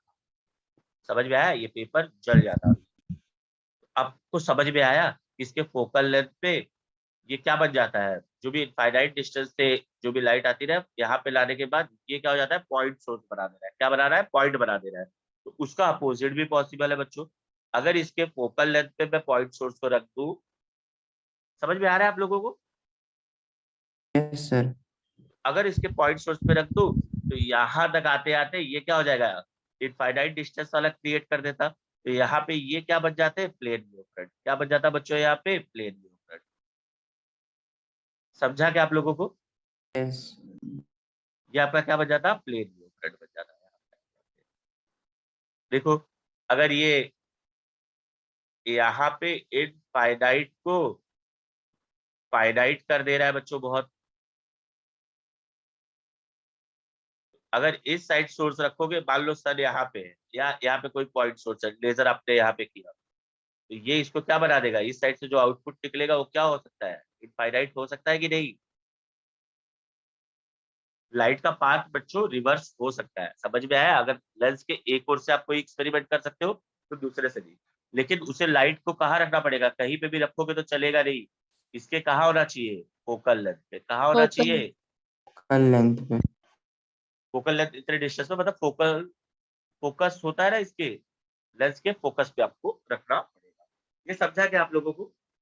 Yes sir. Yes, sir. तो आप लोग देखिए, यंग का रिक्वायरमेंट क्या था बच्चों? Plane wave front. उनका रिक्वायरमेंट क्या था? Plane wave front. फिर हमें पता था कि और क्या रिक्वायरमेंट था? मोनोक्रोमेटिक। क्या क्या रिक्वायरमेंट था बच्चों? नोट करो, रिक्वायरमेंट नोट करना पड़ेगा हमें, ठीक है? अभी आप ब्रेन में नोट करिए। क्या था? Plane wave front. और क्या कैसा होना चाहिए? प्लेन वेव फ्रंट तो होना ही चाहिए। और क्या था? उनको भी कैसा होना चाहिए? मोनोक्रोमेटिक। कैसा होना चाहिए? मोनोक्रोमेटिक। अगर प्लेन वेव फ्रंट के लिए तो चलो मैं इनफाइनाइट डिस्टेंस से लेते आ, लेकिन उसको मोनोक्रोमेटिक होता, इनफाइनाइट डिस्टेंस से आते समय बीच में क्या हो सकता था? समझ में आया? खो जाता, फिर हमें एफआईआर कराना पड़ता उसको पाने के लिए, तो एक्सपेरिमेंट हो नहीं पाता। सर ये सीरियस नोट पे नहीं था। समझ में आया आप लोगों को? यस। जी। तो मैं क्या बोल रहा हूँ बच्चों कि अब ये दोनों चीजें आपको समझ में आ चुकी है। ये दोनों चीजें अचीवेबल है, अचीव किया जा सकता है। ये देखिए यहाँ पे जी, ये देखिए। तो आप पहले यंग का पूरा प्रिपरेशन देख लेते हैं। यंग का डबल स्लिट एक्सपेरिमेंट करने जा रहे हैं। इसको डबल स्लिट एक्सपेरिमेंट क्यों बोलते हैं ये भी आप समझ जाओगे, ठीक है? यहाँ पे एक पॉइंट सोर्स के लिए जगह छोड़ा है बच्चों, बहुत नैरो छोड़ा है, स्लिट छोड़ा है। इसको आप सोर्स समझ लो, एस। ये क्या है आपका? Source S. समझ में आया बच्चों? जी। अब इसके पीछे आपको प्लेन वेव फ्रंट चाहिए था। प्लेन वेव फ्रंट के लिए आपने क्या किया? पॉइंट सोर्स लाइट का कोई लिट किया, और यहाँ पे एक लेंस, और ये पॉइंट सोर्स को कहाँ रखा? उस लेंस के कहाँ रखा? फोकस पे। बस पे। और इसने इसको क्या कर दिया? इसको बदल किस पे दिया? प्लेन वेव फ्रंट पे। तो ये प्लेन वेव फ्रंट। अच्छा बच्चों, प्लेन वेव फ्रंट बनाते समय मजा क्या है पता है? कि मजे की बात क्या है या इंटरेस्टिंग पार्ट क्या है कि ये सारे के सारे एक साथ पहुंचते दिख रहे हैं, तो लग रहा है कि इसके हर एक पॉइंट क्या है? सेम फेज में है। समझ रहे हो आप लोग? यस। अच्छा, अब इसमें ये देखो, जैसे ही एक पार्ट यहाँ पहुंचा होगा, इसके बाद बाकी के पार्ट आगे नहीं बढ़ पाओगे, सिर्फ इसका एक पॉइंट वाला पार्ट यहाँ पे पहुंचा होगा, ये एस पे। ये समझा आप लोगों को? यस। और यंग ने आगे इस स्लिट के आगे भी क्या किया? एक डिस्टेंस पे, समझ में आया बच्चों? यहाँ पे एक और इनका डबल स्लिट, एक्सपेरिमेंट का नेम क्या था? Double slit. तो दो स्लिट होना चाहिए। तो अब आगे जो कार्ड पेपर या जो कुछ भी रखा होगा, वहां दो स्लिट लिया होगा, वो भी नैरो। इसको S1 सोर्स मान लो, इसको S2। अब यहाँ से देखो बच्चों, यहाँ से लाइट आना चालू हो जाए, ऑल पॉसिबल डायरेक्शन में आप पहुंचा लो। ये समझ में आ रहा है आप लोगों को? यस। ऐसे ही पहुंचा। अच्छा ये सेम वेव फ्रंट। अच्छा ये वेव फ्रंट का सेम पहुंचना मतलब यहाँ का भी पॉइंट और यहाँ का भी पॉइंट क्या है? सेम फेज में। तो देखो ये एक सोर्स से कितने सोर्स बन गए बच्चों? दो सोर्स। इस तरह से इन दोनों सोर्सेस को हम क्या बोल सकते हैं? ये S1 सोर्स है, ये आपका S2 है, पीछे S था। तो ये S1 और S2 सोर्स आपके कैसे हो गए? कैसे सोर्स हो गए आपके? Coherent source. जी, बहुत अच्छे बेटा। अब इसके बाद देखो, अब ये भी, और आपको तो पता है कि हाइजेंस ने क्या बोला था कि ये भी किसकी तरह काम करेंगे बच्चों? सेकेंडरी सोर्स की तरह। अब ये अपने काम पे लग गए। समझ में आया? अब ये अपने काम पे लग गए। अपने काम पे लग गए मतलब अब ये अपने खुद के वेवलेट्स बनाने लगे, इंडिपेंडेंट ऑफ अदर। और ये दूसरा वाला भी अपना खुद का वेवफ्रंट बनाना चालू कर दिया।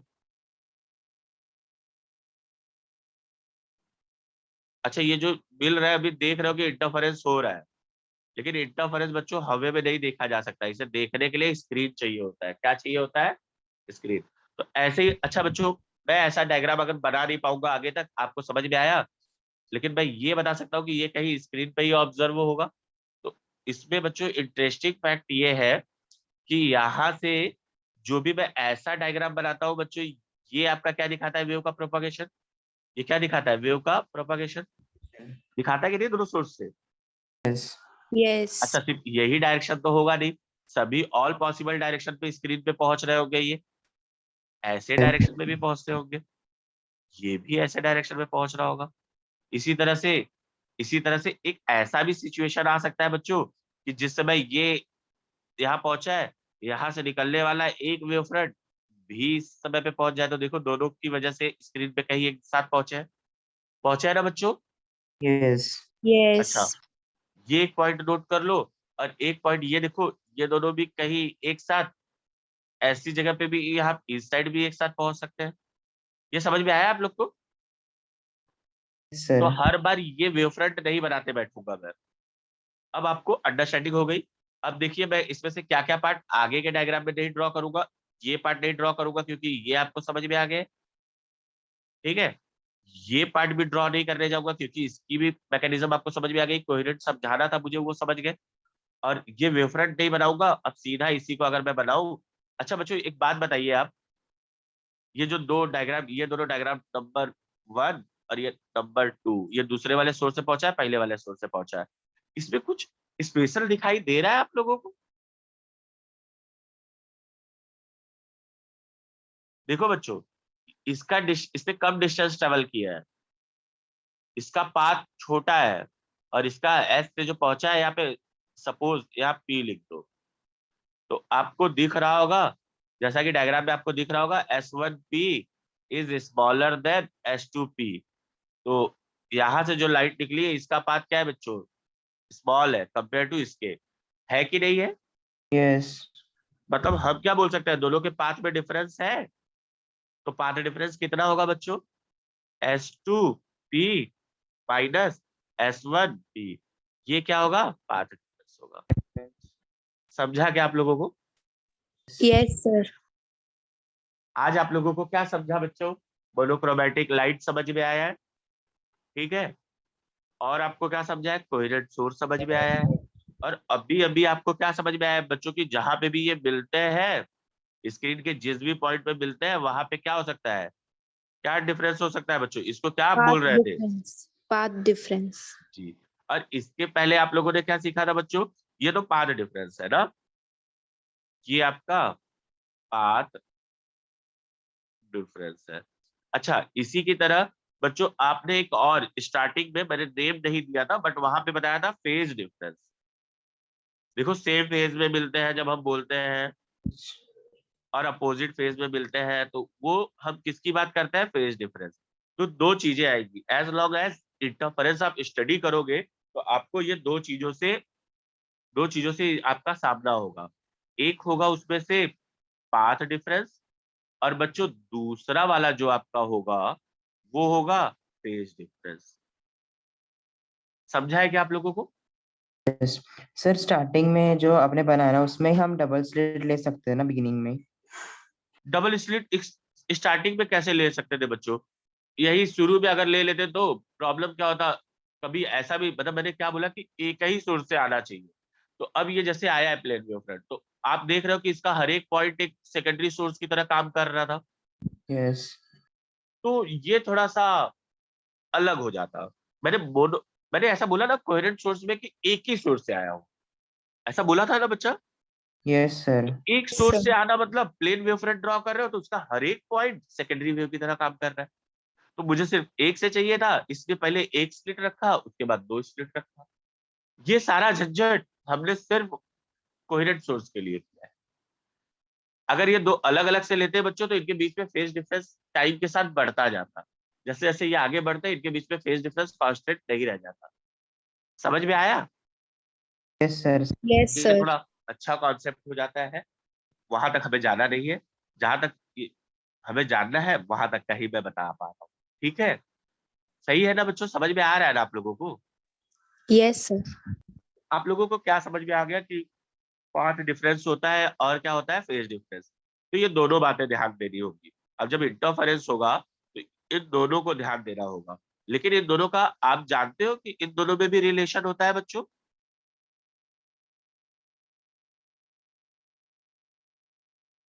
इन दोनों में क्या रिलेशन होता है, ये तो हमें जानना पड़ेगा। चलो, आप सोच रहे होगे कि सर आपने बोल दिया कि पाथ डिफरेंस और ये दोनों के बीच में जानना पड़ेगा, ठीक है। बट अब इन दोनों में क्या रिलेशन होता होगा, ये देखिए। मैं एक वेव ड्रॉ कर रहा हूँ,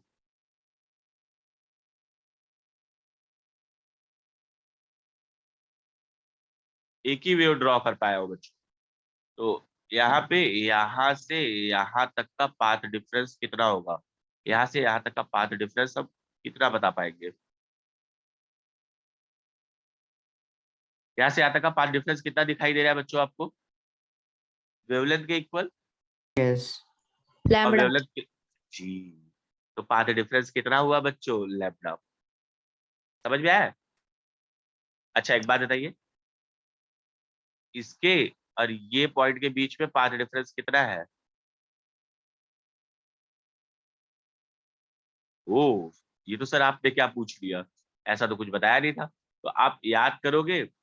ये बताइए बच्चों, ये जब कोई भी ऑसिलेट होते रहता है मीडियम के पार्टिकल में, ये समझ जाइए कि अगर मैं मैकेनिकल वेव बताता तो मीडियम के पार्टिकल साउंड या स्ट्रिंग के ऊपर क्या बताता कि उसके पार्टिकल टू एंड फ्रो करते रहते। तो होता क्या बच्चों कि ये जो पार्टिकल था अपनी जगह पे ही, जैसे मैंने एक पार्टिकल बनाया मीडियम का, ठीक है, और ये अपने जगह पे टू एंड फ्रो कर रहा है, उसको आगे जाना कहीं अलाउड नहीं है, ये अपनी ही जगह पे क्या कर रहा है, टू एंड फ्रो। एक बार देखो, ये जैसे आप झूले में बैठे हो बच्चों बीच पे कहीं, और ये झूला कैसा जाता है, एक बार ऊपर जाता है, फिर नीचे आता है, फिर अब इस साइड जाते हो, फिर वापस जाते हो। तो इसको जब हम डायग्राम में दिखा रहे हैं तो यहाँ पे देखिए ये जीरो शो कर रहा है आपका। समझ में आया? जब अपनी जगह पे है ये है पार्टिकल तो जीरो दिखाई दे रहा है। जब ये पार्टिकल ऊपर जाएगा, ये फेज दिखाने का मतलब ये होता है बच्चों की बताया कि कितना दूर अपनी मेन पोजीशन से गया है, तो ये इसका मेन पोजीशन है। समझ में आया? अपनी मेन पोजीशन से कितना गया और किस ओर जा रहा है, दोनों बात। क्या मैग्नीट्यूड कितना गया है और किस ओर जा रहा है, डायरेक्शन। मैग्नीट्यूड और डायरेक्शन, ये दोनों बातों को दिखाने के लिए मैंने आप लोग को स्टार्टिंग में बताया था कि क्या दिखाते हैं, फेज। किससे बताते हैं? फेज से। तो फेज में बच्चों आप देखो, यहाँ पे अगर ये पार्टिकल हो सकता था कि यहीं तक पहुंचा होता, हो सकता था यहाँ पहुंचा है। अच्छा, यहाँ तक पहुंचने के बाद पार्टिकल वापस आ रहा है ना बच्चों, तो देखो Yes. डायरेक्शन उसका क्या हो जा रहा है, चेंज हो जा रहा है। अच्छा, ये डिस्टेंस को हम ए लेते हैं, यहाँ तक के डिस्टेंस को चलिए ए लेते हैं, A/2 पे है। तो देखो मैं कंफ्यूजन में रहूंगा कि A/2 नीचे आ रहा है कि ऊपर जा रहा है। सिर्फ मैग्नीट्यूड से तो काम क्लियर होता नहीं, डायरेक्शन भी इंपॉर्टेंट था। तो ये दोनों बात एक साथ दिखाने वाला जो चीज होता है उससे हम बोलते हैं फेज। क्या बोलते हैं बच्चों? Phase. फेज। तो अब ये फेज में, वो डायग्राम तो थोड़ा सा ज्यादा गंदा कर दिया हूँ, अब यहाँ पे थोड़ा सा बताता हूँ। ठीक है, यहाँ पे आप देखोगे ये फेज में, देखो ये मैक्सिमम यहाँ तक आ सकता था। अब ये जब यहाँ से जीरो से स्टार्ट करता है तो हम बोलते हैं कि देखो कोई भी यहाँ गया और यहाँ से टर्न मारा, तो हम यहाँ वाले एंगल को बोल देंगे बच्चों 90। अगर हम बोल रहे हैं तो समझ जाना कि मैक्सिमम जा चुका है, डायरेक्शन उसका चेंज हो गया है। समझ में आया? देखो, 0 से 90 तक तो एक ही डायरेक्शन में जा रहा है। समझ में आया? लेकिन Yes. अलग अलग मैग्नीट्यूड दिखाएगा। 0 से 30 मान लीजिए दिखाया, 40 दिखाया, 60 दिखाया, 90 दिखाया। तो ये जो अलग अलग एंगल है ये अलग अलग मैग्नीट्यूड दिखा रहे हैं। 90 के बाद देखो direction all of sudden direction change हो जा रहा है। 90 से कहाँ तक डायरेक्शन चेंज हो रहा है, देखो ये वेव में देखना चाहोगे तो अगर आप देखोगे तो देखो 90 तक एक ही डायरेक्शन में गया, और 90 के बाद देखो ये डायरेक्शन चेंज हो रहा है कि नहीं, अभी नीचे आना चालू कर दिया। यहाँ तक ऊपर गया था ना बच्चों, अब Yes. देखो Yes. नीचे आना चालू किया 180 तक। तो यहाँ पे 0 से 90 आप ऊपर गए थे, 90 से 180 आप नीचे आए। समझा आप लोगों को? Yes. उसके बाद आप देखते हो, अब इसके बाद क्या, अब इसके बाद आप आते हो इधर, तो कितना, ये कितना एंगल हो जाता है बच्चों, 180 से 270 तक, यहाँ तक आ गए। अब 270 से फिर से कहाँ जा रहे हो आप, अरे मैंने तो 270 यहीं तक बनाना था, सॉरी। 270 कहाँ तक होगा, इधर देखिए 90, यहाँ तक का 90, और ये वाला कलर जो आपका है ये 90, अनदर 90। समझ में आ रहा है बच्चों? Yes. Yes. और ये भी एक 90, तो ये हो गया आपका यहाँ तक का पार्ट 270। और 270 के बाद बच्चों आपका ये पार्ट क्या हो जा रहा है, 360।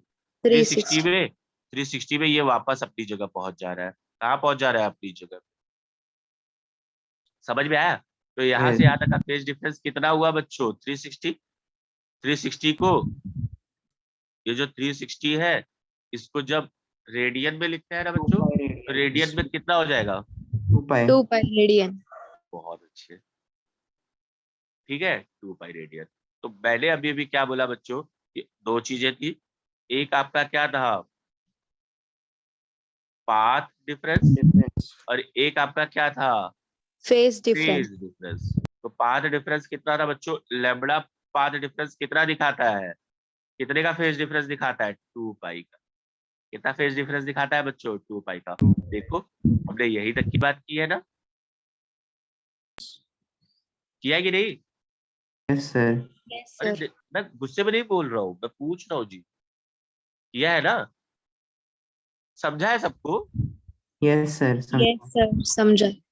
तो अब बच्चों, अगर पाथ डिफरेंस और फेज डिफरेंस का फॉर्मूला बनाना हो, अगर ये पाथ डिफरेंस को आप अगर समझ आइए, पाथ डिफरेंस को डेल्टा एल दिखा रहे हैं जैसा आपकी बुक में दिखाया है।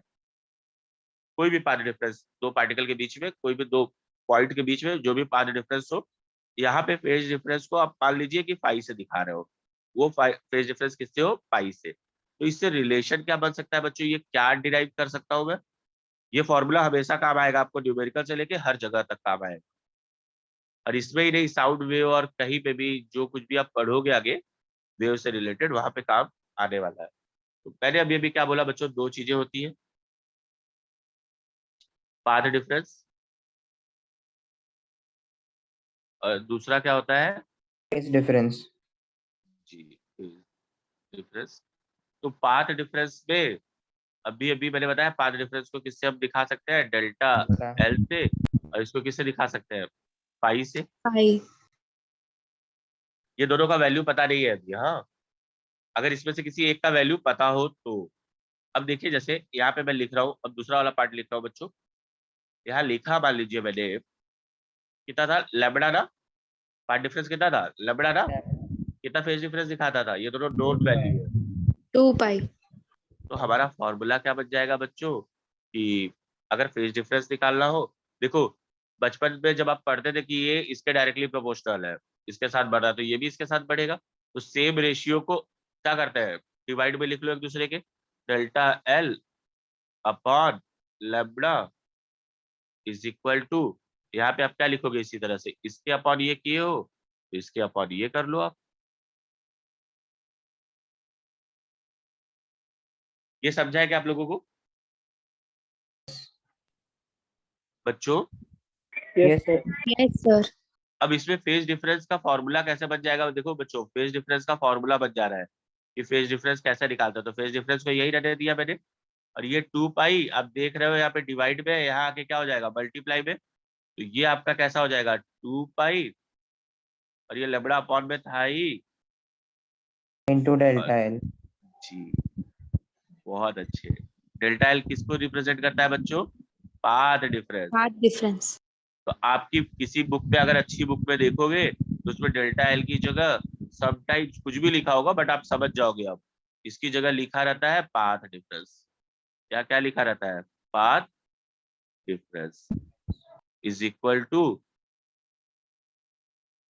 Phase difference. समझ में आया है आप लोगों को? यस सर समझा। Yes, sir. समझा. समझ में आया है? तो हम आगे के लिए जाते हैं। आप लोगों को सच में समझ में आ रहा है ना? Yes, sir. जी। तो ये पार्ट आपको याद रखना पड़ेगा। समझ में आया? क्योंकि इंटरफेरेंस में इसका यूज होगा और न्यूमेरिकल में भी भरपूर यूज होगा। ठीक है, तो अब इसके बाद फिर से हम आ जाते हैं अपने पिछले टॉपिक पे। हमारा टॉपिक क्या था? वो इंटरफेरेंस के कौन से पार्ट पे थे बच्चों? हम नेम बताइए उनका। Young's double slit experiment. जी, डबल स्लिट बोला है ना बच्चों? डबल स्लिट आपको ड्रॉ भी करना पड़ेगा। और स्लिट कैसे होना चाहिए? बहुत नैरो होना चाहिए। ये थोड़ा सा मुझे समय दीजिए, मैं अच्छे से ड्रॉ कर लूँ इसको। तो जी, ये वाले पार्ट में ये आपका, ठीक है। अच्छा, ये इनकी वजह से जो इंटरफेरेंस कहाँ देखा जा सकता है बच्चों? स्क्रीन पे ही देखा जा सकता है। समझ में आया? yes, स्क्रीन पे ही देख सकोगे ना। और हम मान रहे हैं कि ये स्क्रीन, या हमें पता है कि ये स्क्रीन कितने डिस्टेंस पे रखा है? Capital D. कितने डिस्टेंस पे रखा है बच्चों? Capital D. ये होगा कि आज ये कंप्लीट ना हो, लेकिन नेक्स्ट टाइम होगा। लेकिन आज देखते हैं जितना समझ सकते हैं। कोई प्रॉब्लम है किसी को? no, जी, तो ये देखिए, ये कैपिटल डी पे है। अच्छा, ये जो S1 है और S2 है बच्चों, ये जो दोनों S1 और S2 है, ये दोनों स्लिट के बीच में जो डिफरेंस होगा ना बच्चों, इसको हम बोलेंगे स्मॉल डी। क्या बोलेंगे? small d, जी। अच्छा, इन दोनों स्लिट के एकदम मिड में एक लाइन ड्रॉ करेंगे, एकदम मिड में। क्यों, वो भी बताता हूँ। ड्रॉ किया बच्चों? अच्छा, एक बात बताओ, यहाँ से यहाँ तक का डिस्टेंस, यहाँ से यहाँ तक का डिस्टेंस डी है, तो ये डिस्टेंस कितना हो जाएगा बच्चों? स्लिट से मिड पॉइंट तक का डिस्टेंस कितना हो जाएगा? ये डिस्टेंस कितना हो जाएगा? D/2 हो जाएगा। yes, Yes. जी।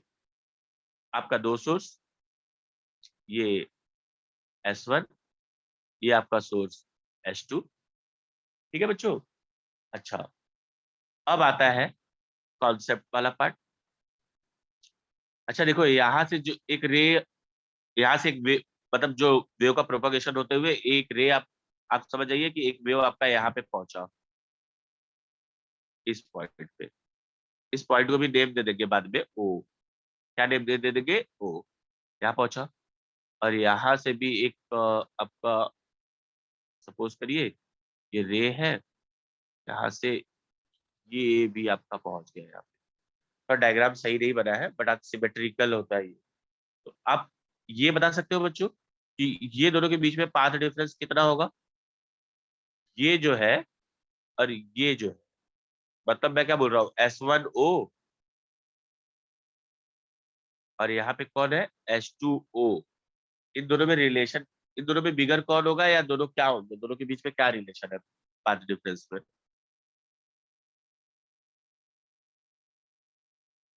दोनों इक्वल होंगे बच्चों। दोनों क्या होंगे? इक्वल। अब पूछोगे क्यों? तो देखो, ये एक ट्रायंगल बन जा रहा है, yes, ये एक ट्रायंगल बन रहा है। समझ में आया? थोड़ा डायग्राम सही नहीं बनाया हो तो क्या हुआ? ये पार्ट D/2 है, ये पार्ट भी D/2 है ना? Yes. और ये 90 है, ये भी 90 है, और ये तो कॉमन है दोनों में, ये साइड तो दोनों में कॉमन है। समझ में आया? तो ये राइट एंगल ट्रायंगल से, राइट एंगल ट्रायंगल में कौन सा राइट एंगल ट्रायंगल हो गया ये, जिसपे एक एंगल 90 का होता है? मैं कंफ्यूज कर रहा हूँ। जिस ट्रायंगल में कोई एक एंगल ऐसा हो गया कि किसी का नाम बता के बोलूं, आप अपना नाम बताओ। आप ध्यान नहीं दे रहे हो। आप लोगों को उसी समय ये समझ में आना चाहिए था कि जिस ट्रायंगल में कोई एक एंगल 90 का हो जाए, उसे हम क्या बोलते हैं? राइट एंगल ट्रायंगल ना। तो मैं बोल रहा हूँ इस राइट एंगल ट्रायंगल में एक 90 का है। आप में से कोई बोल भी नहीं रहा है, या आप समझ नहीं रहे हो, या तो अब बस अब हो चुका है आज का। ठीक है, इसे नेक्स्ट टाइम कंटिन्यू करते हैं। आप लोगों को समझ में आया? होप करता हूँ समझ में आया होगा। Yes, sir. समझा. जी, थैंक यू, थैंक यू।